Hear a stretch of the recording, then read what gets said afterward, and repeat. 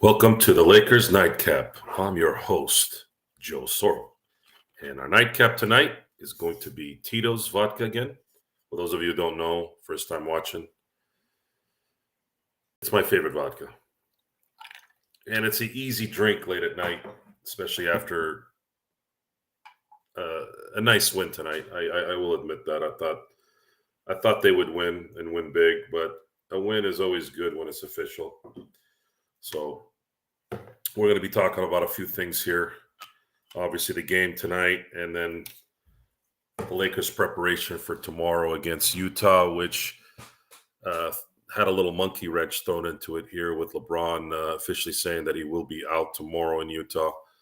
We had discussed this on post-game just a few moments ago on how this was kind of a bummer. You know, I was expecting LeBron to finish off this kind of run here before the All-Star break, but apparently he might have felt like he wanted to dance in the locker room more than prepare for tomorrow's game. Yeah, Joe, I know. We just got word like about 20 minutes ago. Okay, tell us about the Laker girl interview. What Laker girl interview? Are you talking about the Portia from yesterday, Darren? I did a pregame show today with her and a couple of her cohorts. Is that the one you were talking about, Darren? Yeah, Joe, it's frustrating. We were talking about this. Why didn't he sit tonight and play tomorrow? They didn't need him tonight. So Portia's just starting her Laker channel. So I was on there this morning. It's similar to Lakers in 5. The kind of they have a few people that are on that are kind of throwing in their 2 cents. She wanted me to come to post game tonight, but obviously we got our own little thing going on here, so I wasn't able to make it. But I'm gonna try to do my best to do some shows with her. Anytime there's a Laker community that can kind of work together, I'm all for it. Yeah, if anybody's having a drink, salute to everybody. This is a light drink, so I can usually get through it within the hour and not feel like I drank anything. And I'm not a drinker, guys. I'm only doing this for you guys and Intel. I might try some wine since I see the wine glasses there, Darren. I do have some that I haven't opened up yet. Highest bidder, Joe. This is America. Yeah, it's interesting how that works. Although there are some that buck the trend. I was listening to an interview with Ice Cube, and they were talking about how he had turned down a film right around COVID time because of the vaccine, and he said no. And they had interviewed him. They're like, "Hey, man, what was going on? You turned down $9 million for this." He's like, "Dude, health comes number one." So he obviously didn't feel comfortable about going into that world, and didn't seem to think that money was first. And that's an interesting discussion. Again, I do hint at some certain social aspects of things on the show. If money is going to be your end all be all, which a lot of people are, you're probably going to find yourself being disappointed in the end in a lot of ways. And I'll leave it at that. I'm here. Why can't one of our player push ham like? because Andy Reid is a big teddy bear. I thought him bailing out his guy was typical Andy Reid. Oh well, he tripped. He didn't trip. What do you think? We're blind? No, Travis was pissed, got in his face, and pushed him. The only thing is, Andy Reid is so cool, he didn't care. Matter of fact, he complimented him. He said, "It made me feel young again." Good for him. Andy Reid, cheers to you, baby. Other than, you can't be sad when Andy Reid wins. He's such a good dude. What do you want to know, Jay, about the NFL? What do you want to know? I try to stay away from social media this last couple days because every other freaking video with all these attention whoring pieces of garbage. All they could talk about it, was rigged, and there was a holding call with 2:30 in the second half. Like, dude, if they don't call a penalty, it's rigged. If they call a penalty, it's rigged. Make up your mother effing mind, okay? And by the way, Brock Purdy played very well, okay? He played very well. You can't pass the ball when you've got Ford in your face half the time. If he hadn't had that pressure, he probably would have ended the game with some touchdowns. But that's why they play defense, and that's why you've got defensive coordinators outsmarting offensive coordinator. It happens. And sometimes it happens at the worst time. Darren, yes, commercials are rigged. 100%. I agree with you on that one.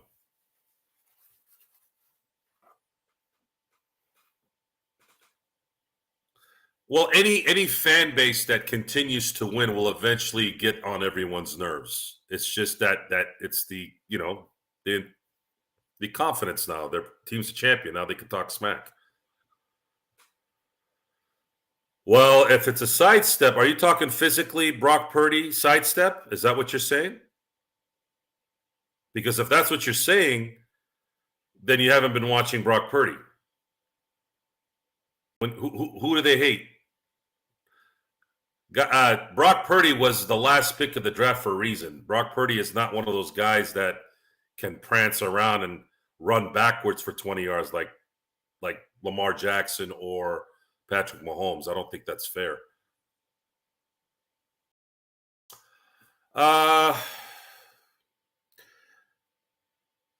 That's a great question. That's a great question because the last two teams that they played in the Super Bowl, in my viewing, played very well against them in the last 2 years. You have to somehow find a way to bury Patrick Mahomes. I'm talking about you have to be on him. I mean, you have to get him down. There were too many times in this game where they didn't sack him. They just kept missing him. And he's got that spidey sense that just is not human. So you have to do what the Tampa Bay Buccaneers did to him in the 2020-2021 season in the Super Bowl. You have to, and a lot of that wasn't really his fault. Half the offensive line got hurt 2 weeks earlier in the AFC title game. So he was running for his life. Plus he was injured. I think he had surgery on his knee. That was the year I think it might have dislocated his knee. And you have to pressure him for 60 minutes. And then on offense, you have to score touchdowns. If you don't do that, you're not going to beat him. But I don't know what team does that. Lamar Jackson's not going to do that. Lamar can't throw vertical for 60 minutes. He can do it in spots. And then once you get deeper into the playoffs, running quarterbacks typically are neutralized. It's very, very, very, very, very rare when a running quarterback can win a title. Matter of fact, I don't know. I'm trying to think. Even if the quarterback is a running quarterback, Patrick Mahomes may be a mobile running quarterback, but he's actually a pass first guy. So that would be a good question to ask you guys. Who was the last running quarterback to win? Would you say it was Russell Wilson? Maybe Russell Wilson? I still think when he won with Seattle, I still think he was a pass first guy. He just uses running as a secondary option to get away from pressure. Yeah, Lamar can throw, but he can't throw consistently. That's the problem. You can't expect him to go in late in the playoffs, at least he hasn't shown it yet, drop 300, 400 yards and 3-4 touchdowns.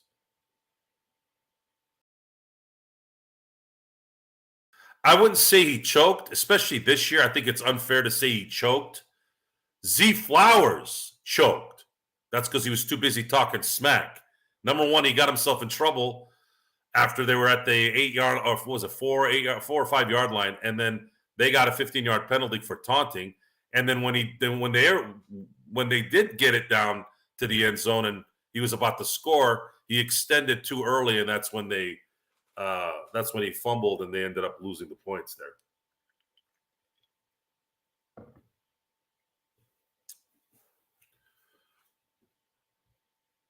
Could this be the first team to three-peat? Yes, it could be. This is a legitimate threat.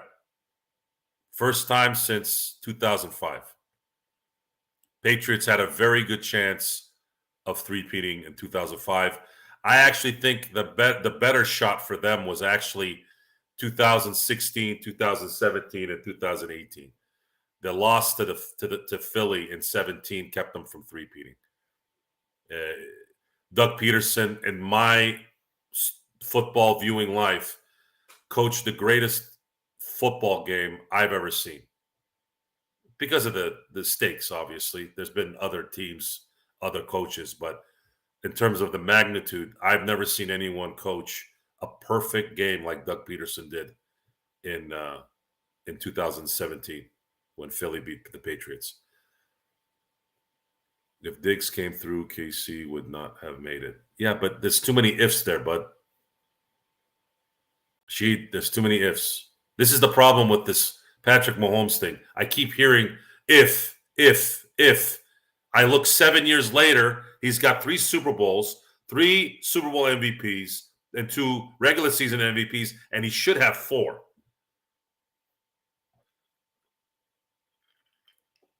No, Xbox. I'm Middle Eastern. My official nationality is Chaldean. Not a lot of people know what that is. We still speak a derivative of Aramaic, same language Jesus spoke. We're in Detroit, the Detroit area. We're in the San Diego area, primarily in America. But people think I'm Italian because I come off.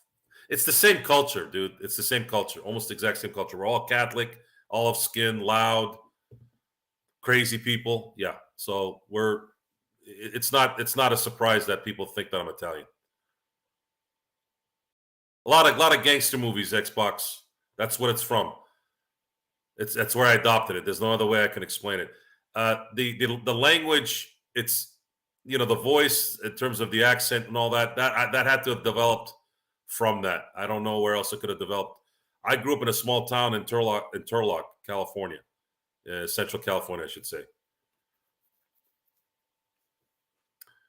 Dig complains, never comes through in the clutch. This also in a general complaint. Diggs complains, but never comes through in the clutch. Okay, sorry, I meant Randall Cunningham. Oh! Ooh, that's a good one.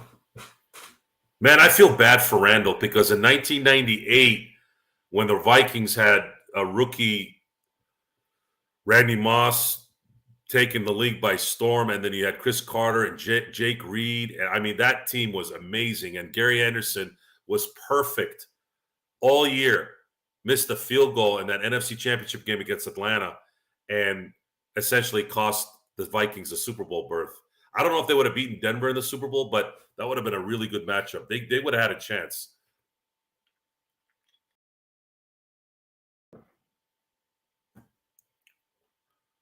Who got rid of who?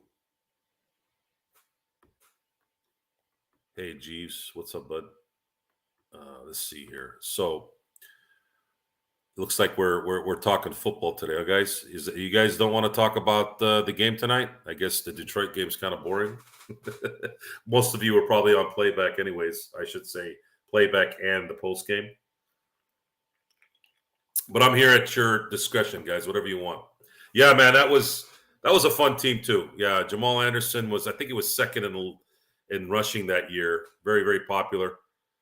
Atlanta team was fun to watch in 98 as well. Saw you with Jeff and Search at Kurt. I don't know any NFL. Sorry, Xbox. I'll get back. Tell me what basketball questions you have, and I'll go ahead and answer them for you.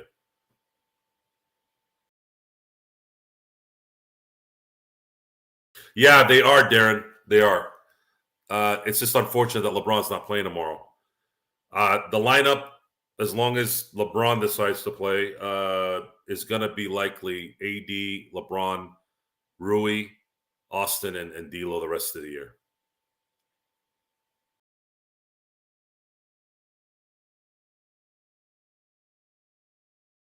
Spencer Dinwiddie, B-. That's pretty nice. I'd say he did a C.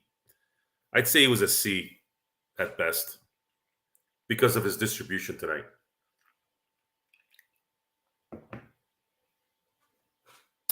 I actually liked him on the Vikings. I he was good in Philly, but I thought he fulfilled his potential even more in Minnesota. And I know it was easy to do that. You have Chris Carter and Randy Moss on each side, plus you had Jake Reed, who was the perfect third receiver. You had Robert Smith playing, who was a really, really good running back. That team was stacked. Yeah, you have some merit there with the Philly thing, but I actually like Brandon Cunningham in Minnesota the best. Xbox, I'm not. I don't. I don't like Darvin Ham's leadership skills. If he wasn't an X's and O's guy, I'd be okay with that. If he could actually get the team to be a certain way, like in terms of mentality. In a lot of ways, Phil Jackson wasn't necessarily an X's and O's guy. He relied on the triangle. He relied on Tex Winter. It kind of rode that the way he needed to ride it. And then everything else was getting the mind prepared, being in the moment, being able to handle losing, being able to handle pressure. Now, I know that's a lot easier when you have people like Kobe and Jordan on your team, but he did have to coach, 12 to 14 other players too, and it's a team game. So what ended up happening on those teams, and what the answer to questions that have been asked is, does Phil Jackson win championships without those guys? The answer is no. You have to have talent. Does Michael Jordan, Kobe, Shaq, do they win championships without Phil Jackson? Yes, but they don't win as much as they did without Phil Jackson, in my view, because Phil Jackson had that ability to continue that progression, that mindset of being in the moment. So you have Phil three-peat, and then a back-to-back. That takes a lot of that mental game we talked about in post game. A lot of these guys at some point hit a wall. All the great ones in the last 20 plus years hit the wall. Guys like AI, guys like Tracy McGrady, guys like Vince Carter. So what separates Kobe, LeBron, Steph Curry from those guys? Because you could argue those three I just said are athletic freaks, right? They're the athletic freaks, size, ability to do whatever. But why did their career kind of hit a wall that I felt was too quick? Because they didn't prepare at some point. They were using their prime condition, their prime ability, but they never drew that extra. When you start to lose a step a little and then replace what you've lost with knowledge and technique and fundamentals and just overall knowledge. Is Steve Kerr as good as Phil and some of the legendary coaches? Wow, that's a good question. I think he's good. I wouldn't say he's great. I think he's very good. Phil Jackson, Greg Popovich, Pat Riley, those guys were great. I think Steve Kerr is very good. And the reason why I say that is I say that because it might be a personality thing. It might be an era thing. I don't feel it. I don't feel like there's this dominance in terms of personality. I think Steve Kerr is a little more, I guess, understanding of things. I'm used to the authoritative guys. And I don't know if that's a good enough excuse to say that he's not part of that group. I don't know if that's the case. So it's a hard question to ask. I don't really feel that he is a great coach. I think he's a very good coach. And a lot of that is kind of an Andy Reid thing before he got Mahomes, where he's this kind of you can go in, you can go into the office, I'm sure, of Greg Popovich, Phil, and Pat, and if you have a problem. But I feel like Steve Kerr is kind of more of your friend. So looking at Pat Riley, Phil, and Pop, right? To me, those are the guys that are fathers that tell their players, I'm not your friend, I'm your coach. Steve is your friend. Like, you see the difference? Kind of like with parents. So some parents want to be friends with their kids. Guys like me, no. My kids are very clear on understanding that I'm their dad. I'm not their friend. I'm not here to, you know, talk to them equally when they're 10 and 13. You guys, 10 and 13-year-olds don't know jack squat about anything. I'm here to help you out here. I'm here to make sure you don't get yourself in trouble. He probably would need to win a little more. I know 4 titles is good, but he probably would have needed to get probably 5 and 6 to probably start getting into that category. And that's not his fault. It's just sometimes it's circumstance. It is what it is. I've never had Canadian whiskey. Is that good? So Jack Daniels, I'm a big Honey Jack guy. We have Honey Jack night with me and my boys. And we always top it off with cigars. So we're going to talk a little bit about the Utah game tomorrow. Now that we know what's likely going to set, we're likely going to know what's going to be set in terms of the starting lineup. I'm pretty confident that they're going to start Taurean Prince. So the dream of Darvin Ham is is putting the 3-guard lineup right at the beginning, right? So you're going to have D'Angelo, you're going to have Austin Reeves, Taurean Prince, Rui Hachimura, and AD playing the center. So that's likely what the lineup is going to be. And the question now is, can they go into Utah on the back end of a back-to-back and finally win both games? Lakers have yet to win both games on a back-to-back. That's what I'm going to be looking for. And can they do it without LeBron? LeBron has put the Lakers in a little bit of a tough predicament, or Darvin Ham. It's still up to debate on whether this was a LeBron decision or a Darvin Ham decision. My feeling is it's a Darvin Ham decision. I don't know if I might be wrong, but it's the first thing that comes to mind. And if you're going to do this, I'm hoping they win so that we don't think about it anymore. Because at that point, as long as you have the result of the win, then it's a good call. It's one less game LeBron has to play and avoid injury or whatever, the wear and tear. And then they go into the All-Star break with massive momentum.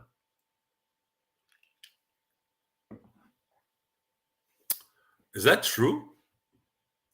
The sheep have ears just that good? I didn't know that. Hampstead is empty in the head. That's a pretty good rhyme there, Darren. That's a really good rhyme.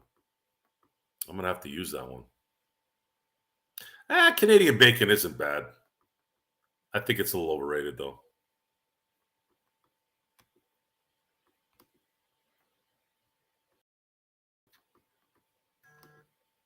Canadian bacon.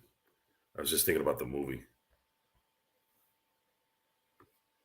Good old John Candy. Still miss him after 30 years.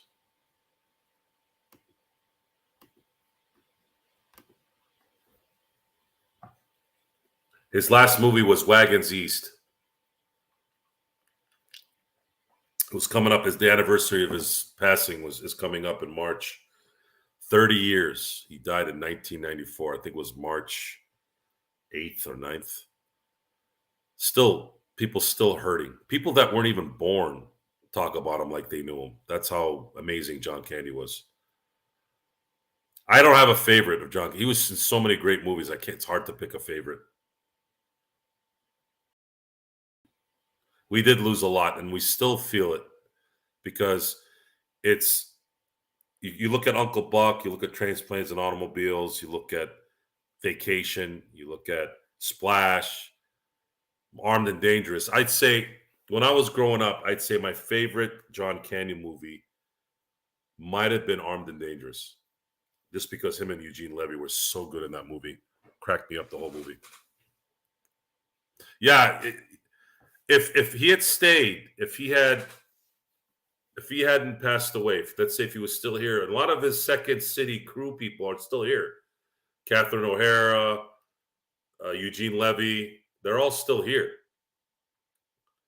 If he had lost some weight, he'd still be here. I think that ultimately was the problem. If he had gotten into better shape. But then again, look at John Goodman. It took him much, much longer to finally kind of succumb to that. So that's kind of a bummer, man. I wish somehow his body or his genetics would have let him handle the weight a little bit longer, and we still had him here because, man, God knows what other movies we could have seen with him, man. 30 years of more of John Candy would have been amazing. That's a good analogy. He is. It's almost identical. That he had such a huge catalog before he passed. We were waiting on more, and we don't know what we've missed. We will never know what movie he would have killed in. So yeah, that is a bummer.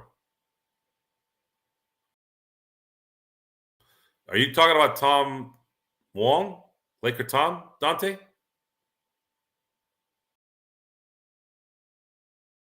Or are you talking to another Tom?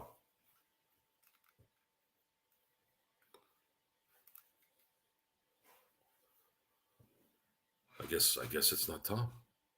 Tom Arnold found Roseanne Barr pretty. That's a good one. Tom Arnold is funny. If you don't believe me, just watch True Lies if you haven't seen it. I honestly don't think John Candy ever made a bad movie because he was in it. The movie might have sucked, let's say, like Volunteers, like the movie Volunteers. Wagons East is okay, but it's John Candy. Anytime you see John Candy in anything, he was the Arnold of the comedy scene in that era. I saw every Arnold movie at that time. Didn't matter how bad it was. Raw Deal, Commando, Total Recall. Obviously, my favorite action movie of all time, Predator. That's by far the greatest action movie in my book. I know some people will say T2, and they have a legitimate argument there, but Predator to me is the greatest action movie that was ever made. Oh, that one. See, it's hard to pick a good one. Who's Harry Crumb? If they had made that like 10 years later, they would have had sequels if he was still alive. No, actually, it did make sense. You have to listen to certain dialogue in that film.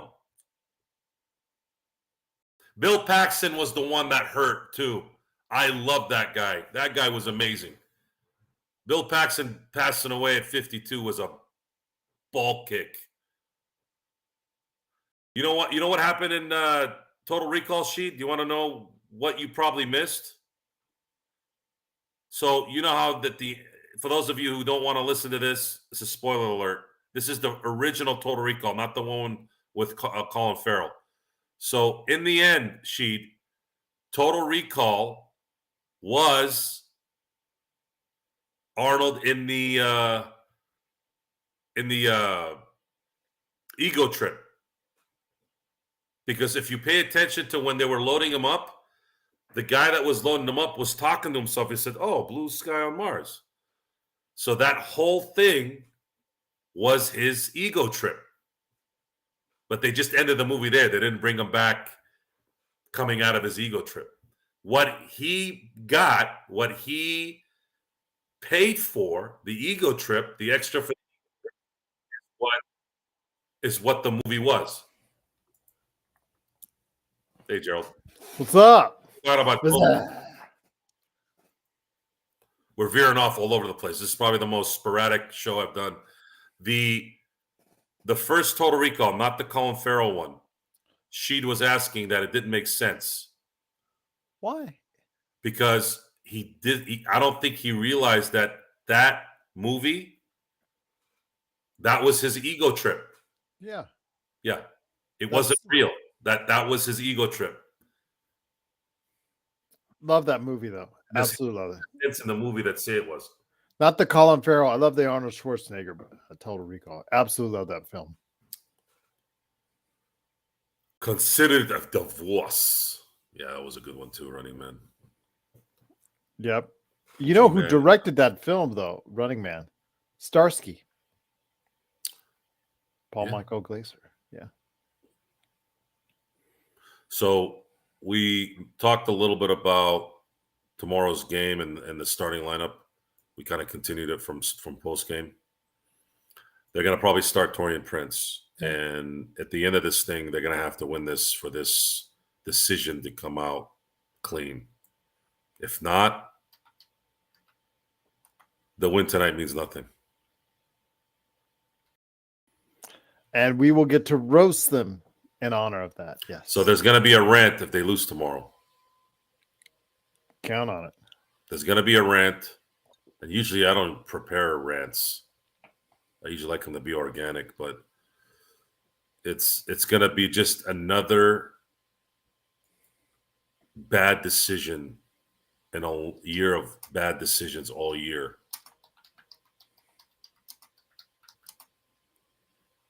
We talked a little bit about the game too, the Super Bowl game, Patrick Mahomes. Is anybody going to stop Patrick Mahomes and the Chiefs? Can they three-peat? I don't know. It's really tough to repeat. I don't see them repeat. I don't see them repeating. Who's going to beat them? San Francisco's got a lot of guys they got to sign. Are they going to be back? Is Philly going to get out of this rut? Is Joe Burrow going to stay healthy? Are the Steelers going to get a franchise quarterback? Same thing can be said about Kansas City. Kansas City's going to be better next year. They have rookie defensive players that played awesome this year that are going to have another year under their belt. They're also going to be drafting another 8-9 players. And what if they get a stud receiver? What if they get a stud running back? Now what?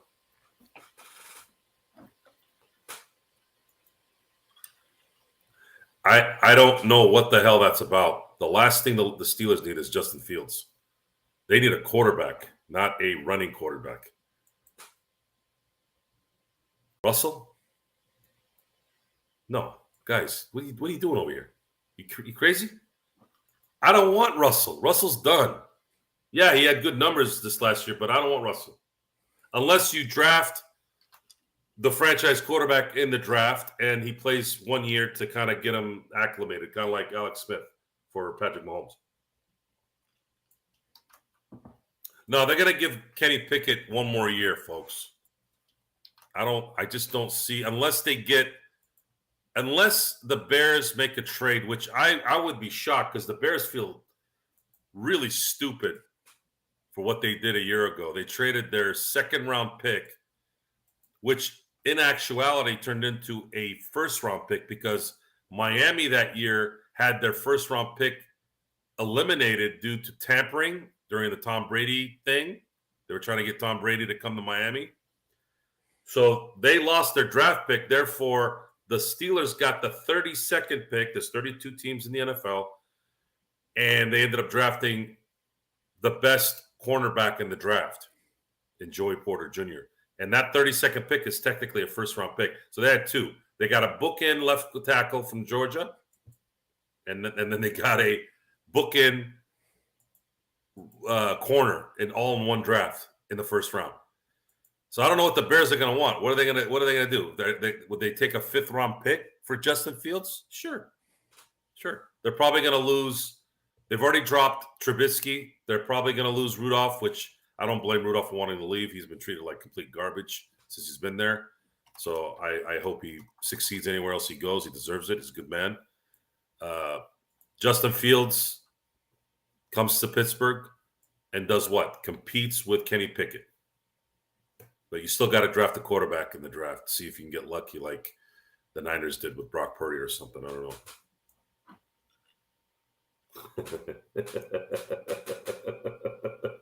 That's a good one, Darren. You've had some good ones tonight. If Joe and Gerald are Starsky and Hutch, I'm Huggy Bear. Okay. Oh no, I'm definitely Ben Stiller. 100%. Gerald is definitely Owen Wilson. That's not even a discussion. I'm not talking about complexion either. That's personality. So I would carry the movie. Gerald would be there to be carried, right? G. No. Wow. I don't have any Bacardi.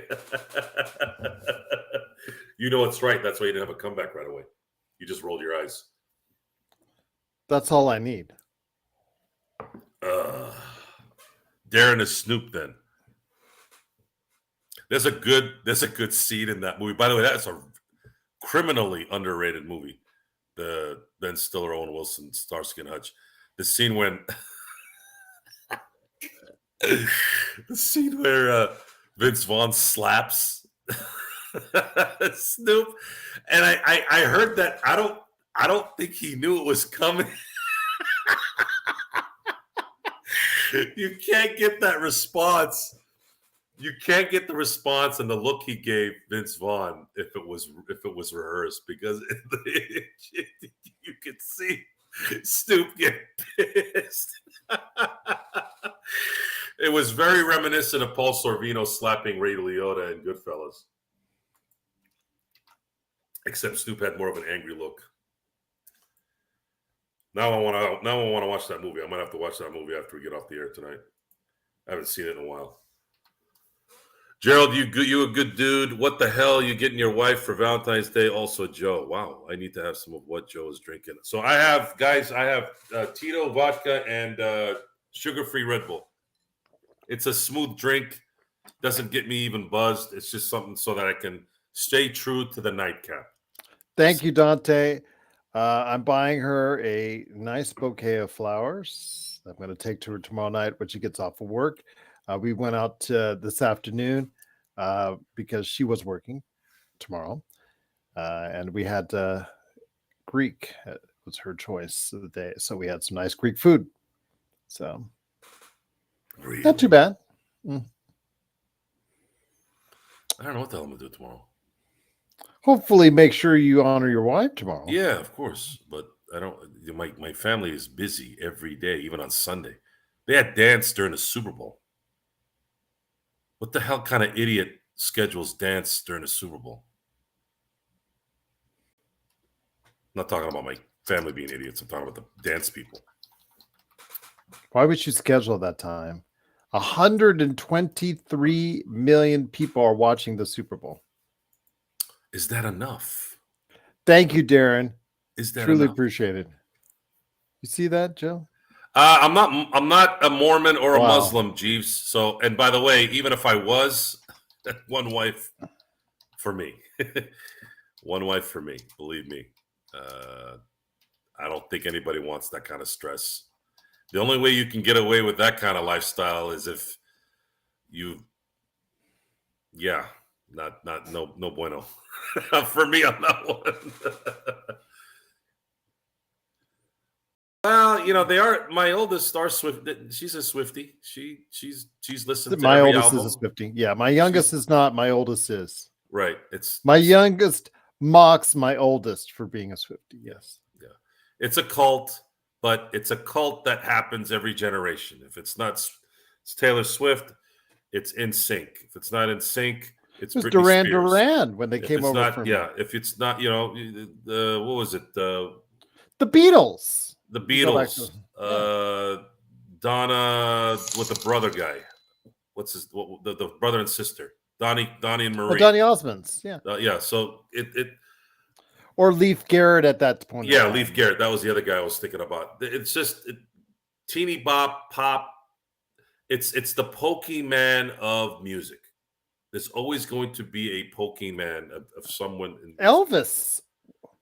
There's always a artist that just resonates, Joe, with a younger generation that an older generation doesn't get. It's music that makes them feel good.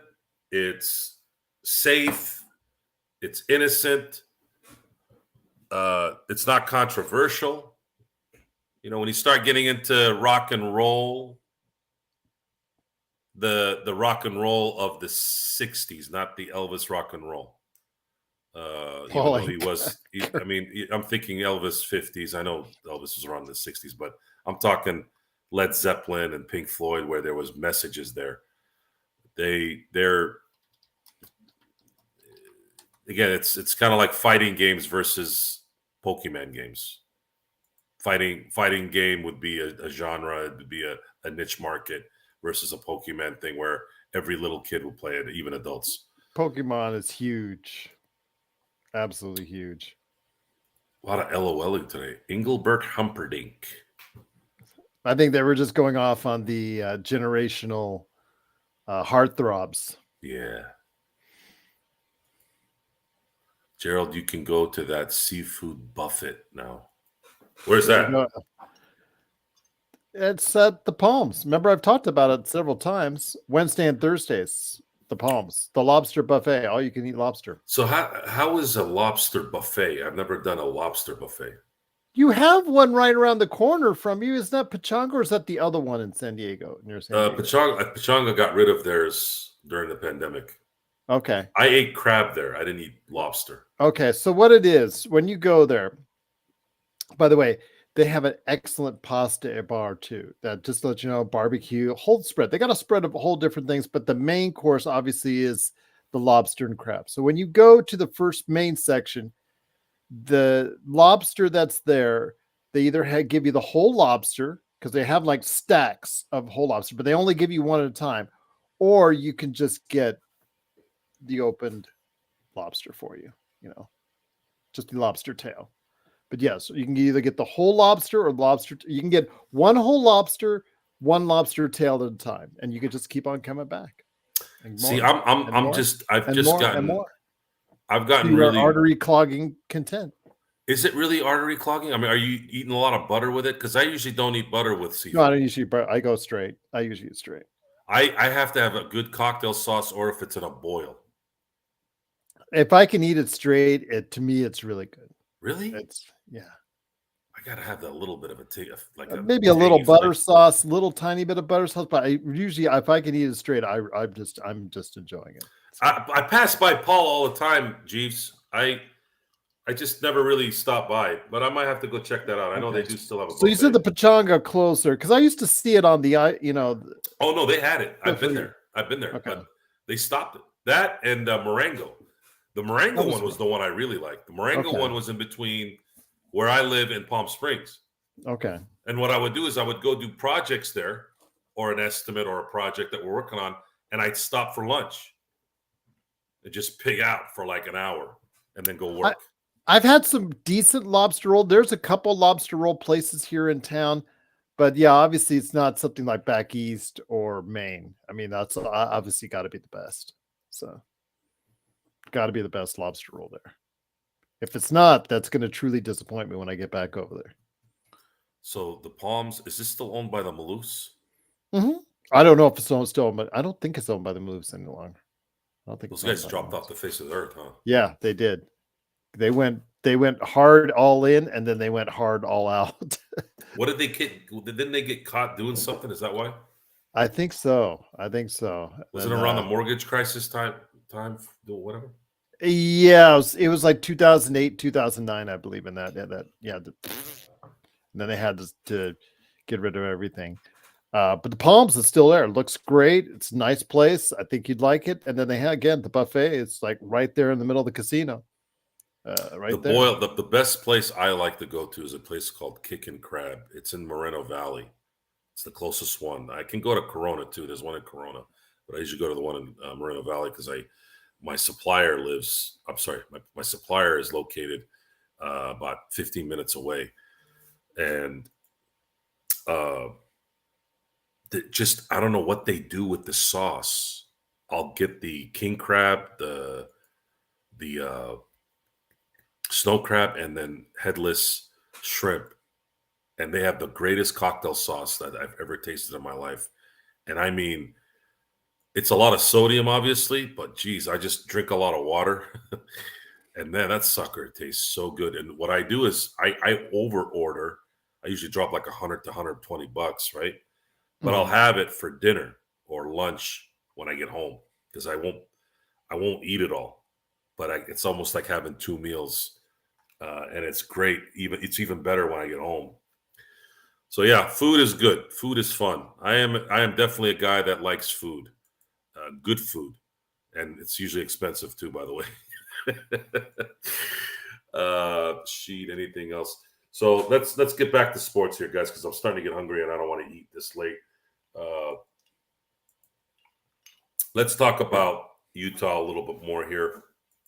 Uh, what do the Lakers have to do to come into Utah tired off of the first game and make this decision, whomever made it, a good one? Because it is a good one. If you can sit LeBron in a winning game, it becomes a good decision. If it's a loss, that becomes a problem now, especially with their situation being what it is. It's just not smart, Joe. It's just not smart when you look at it up front. Why would you, knowing who you are playing today and knowing where you're playing at tomorrow, why you wouldn't put your best team out there against the tough, on paper would be the toughest matchup.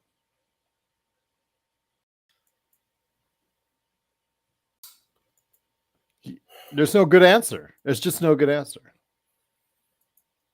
Utah always plays up against the Lakers in Utah.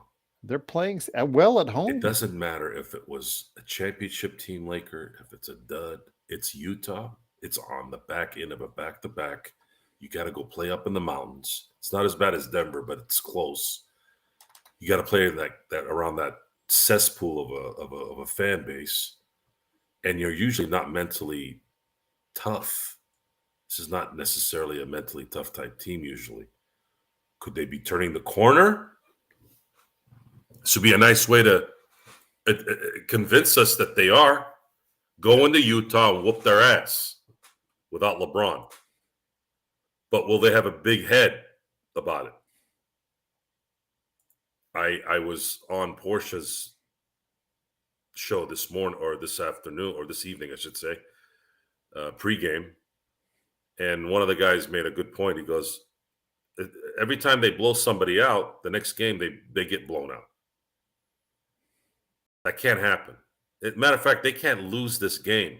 It just it sets the team back too much. It really would. It would kill the win tonight, and then you go into the All-Star break 2 games above 500 instead of 4. So whatever Darvin Ham can cook up here in the next 18 hours, better freaking do it right.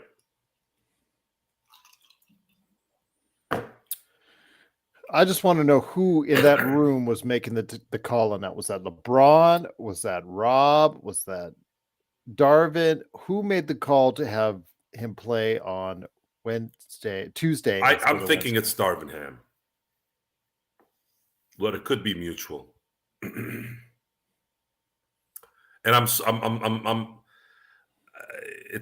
we should have seen it. Because why was LeBron playing 6 minutes in the fourth quarter? They knew this before they even got into this game.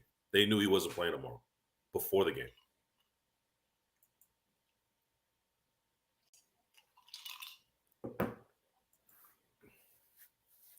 It's very frustrating. It's only frustrating if they lose tomorrow. So I'm going to give them a day to soak in this. Okay. And then at that point, we're going to be able to figure out if there's something here to talk about. Well, the Clippers are at Golden State tomorrow. Lakers are at Utah tomorrow. The Lakers are 1 game ahead of Golden State in the Western Conference as of right now. So if they lose, it's a virtual tie with them. So here's where this becomes a problem in the immediate. Mm-hmm. The Lakers are 2 games ahead in the loss column with Utah. They're 1 game ahead against Matter of fact, actually, Golden State has one less loss. One less loss. They just have played less games than the Lakers.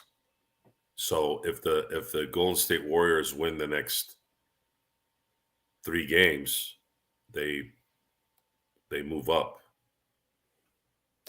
Bleacher Report says Kawhi Leonard is out against Steve Curry tomorrow. So no Kawhi Leonard. Golden State has a good chance at possibly beating them. If they win and the Lakers lose, now the Lakers will be 2 games in the loss column behind Golden State. So we're looking at the Lakers possibly being a 10 seed here within the next 24 hours.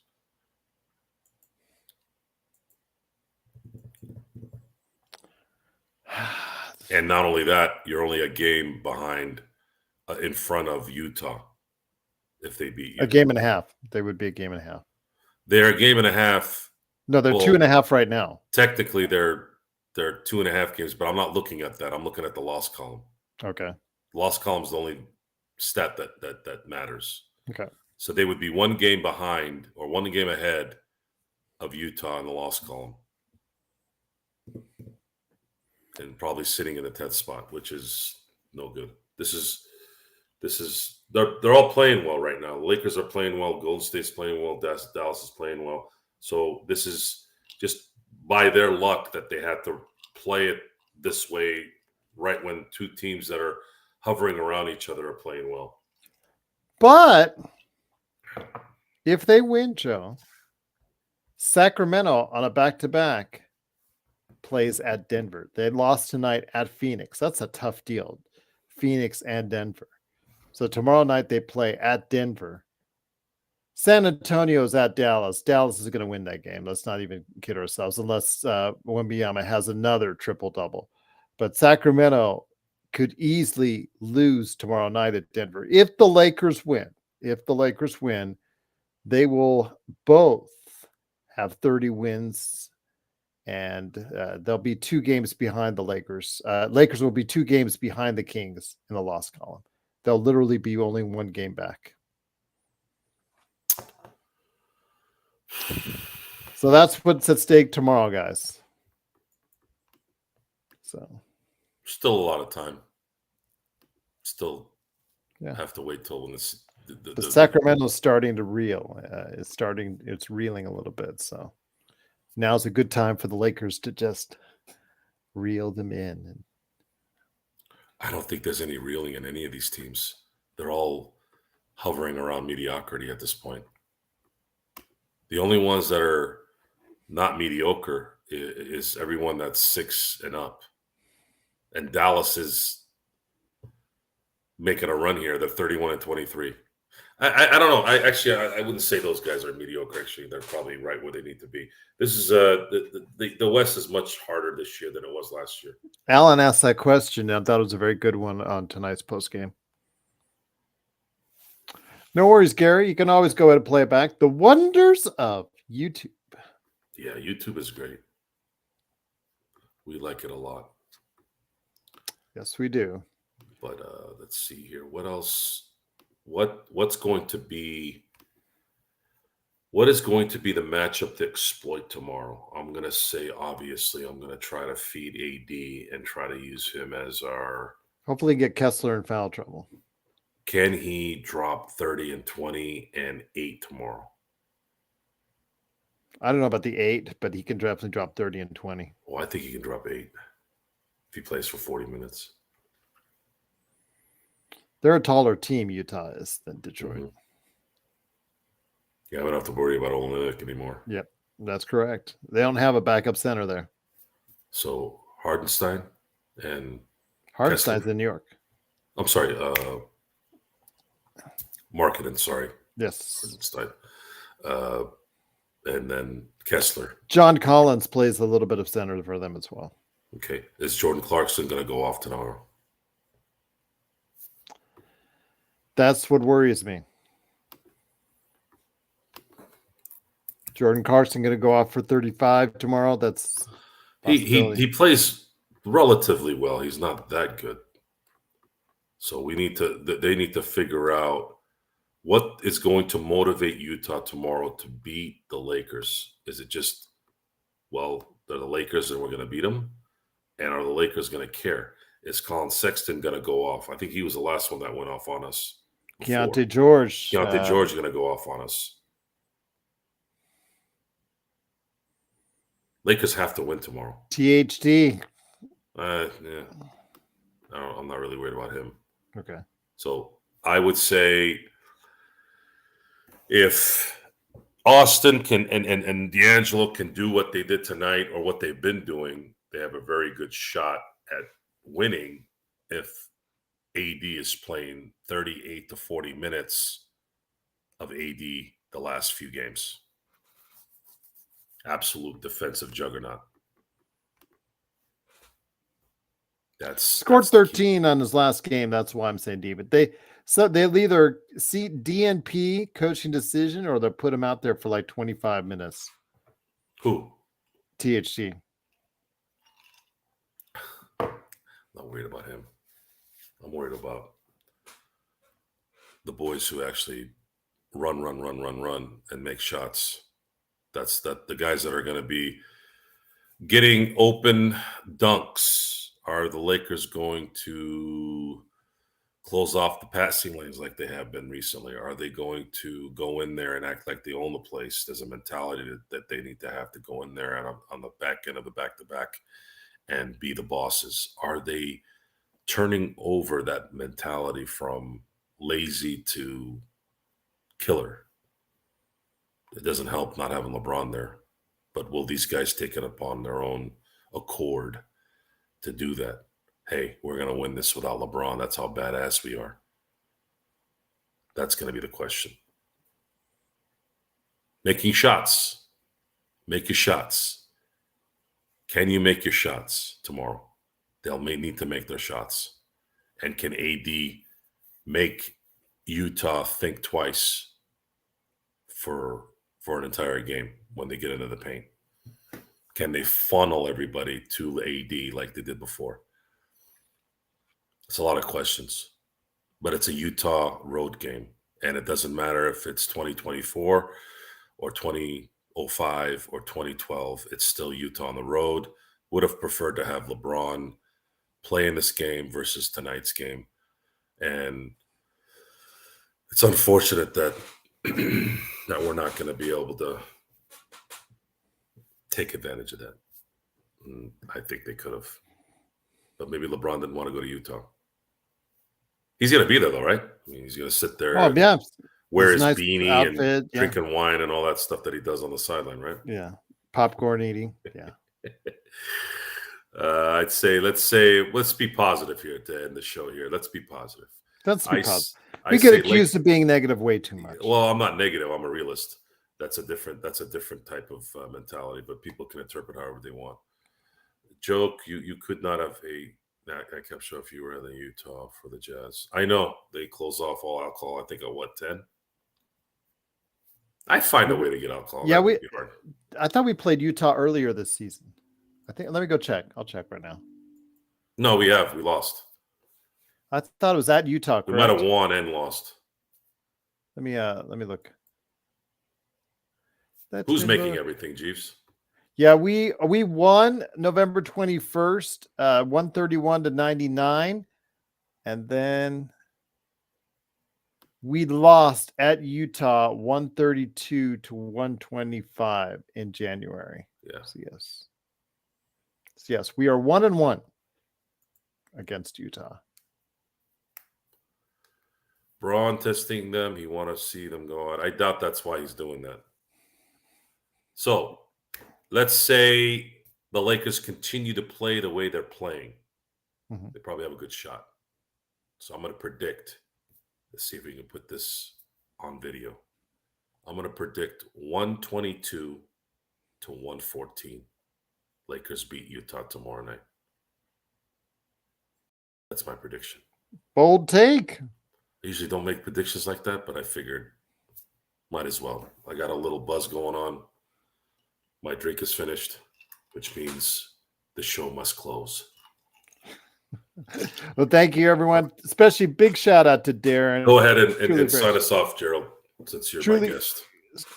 Truly appreciate Darren giving us the kind super chat. I cannot thank him enough for and it is always and greatly appreciated, Joe. Yes, thank you very much, Darren. It seems like Nightcap has been financially viable for the Lakers Fast Break lately. So don't let anyone ever tell you that alcohol and money do not mix. This is the first time in my life that I've made money drinking alcohol. And when I say making money, our show makes money. That's how I'm looking at it. I'm not literally taking this money and putting it in my pocket. It's going towards the investment of the show, because the more resources you have for the show, the more marketing, the more eyes, the more ears, and of course, the more entertainment we can continue to infuse in this thing, which is coming, folks. It's coming. We're going to get the bells and whistles here soon. We wanted to create a base, but I'm a flashy type of guy. I like to put in the flash a little, so you're going to start seeing some fun stuff. But with that, if anybody has any questions, any concerns, like we always say, you can send us an email at LakersFastBreak@yahoo.com. We will have emails eventually that are LFB.com worthy. And of course, I do have a Twitter. I don't go on it a lot, but I do get messages. It's Joe Soro LFB. And if you need to find me on Instagram, it's at Sinblades_turf. You can DM me there. Facebook, it's more of a private thing. I also have an alias there. If those of you who really, really, really want to know what that is, if I get enough requests for it, I'll tell you what my name is on there. Because again, that's more private with family and friends. And I just kind of like to keep things simple. My Sinblades is business. My Twitter is personal, but I don't go on it. Twitter to me is it's like used sewer water in terms of every time I'm on there, all I see is trash. And no, I don't have any burners, guys. I don't need to be Durant. I don't need to be Kevin Durant. If I was Kevin Durant and I was making millions of dollars and I'm one of the greatest players of my era, I couldn't give two shits about what some jerk off online says about me. Sure, I'll do some banter. Sure, I'll throw out some things every now and then, but I'm not going to go spend 10 minutes restarting an account so I can smack talk a bunch of losers sitting in their underwear with their hand up their ass. I'm not going to do it. That to me, I become that. I'm not going to do that. But with that, we always have to end it with something derogatory, of course. Thank you very much, guys. We will be back tomorrow night, hopefully with some good news and a really good nightcap. After tomorrow night, we're going to be probably all-star game nightcap when that is on Sunday. Sure, why not? I always do a nightcap during game day. That's always the plan, unless there's a scheduling thing or there's a huge outcry for Morning Joe or Cup of Joe, which I have been getting. I would love to do that on a regular basis, folks, but I do have a job and I do have to work. But I will try to work in certain things as this thing goes. But in the meantime, we know that Nightcap is coming. And by the way, Nightcap will have a new name at some point. Whether it's going to be at night, I'll still use Nightcap in some way, but there will be an official name to the show that will be presented. And then at that point, you guys will know what that is. Till then, Gerald, thank you for being here again. Everyone that stayed up late, thank you for being here. We're happy to entertain you. And until next time, I'll see you next time.